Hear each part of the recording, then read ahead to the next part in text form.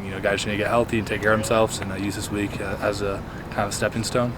But what have you learned personally just through your career in terms of how you approach the bye week, what the important things are? Just maybe how has that evolved? What have you learned?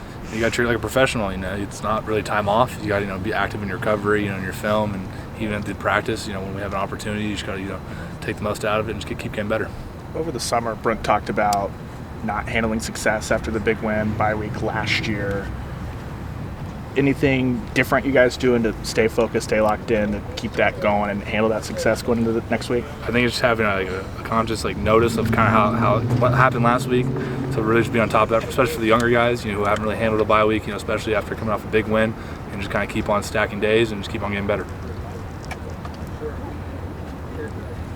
Obviously, your last OU Texas game coming up here in a couple weeks. What's that like? Thinking about it, and just what are some of obviously your biggest memories from this game? Obviously, especially last year.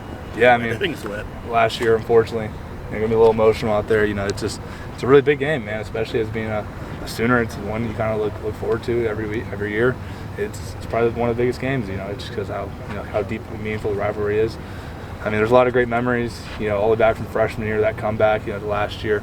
It just, you can go on, and hopefully we can continue to make memories for the next one.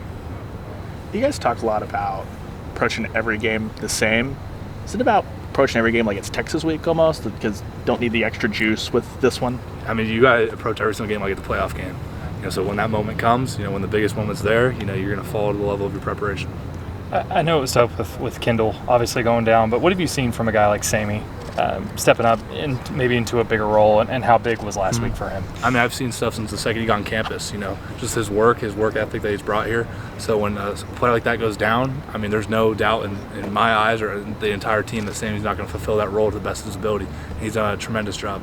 What stands out just in terms of what he brings the most to this defense? He could pretty much do anything. He can pretty much play anywhere. His skill set is so versatile. He can cover a guy in space, and he also has no problem going in the box and fitting gaps. And that's great, especially in that position.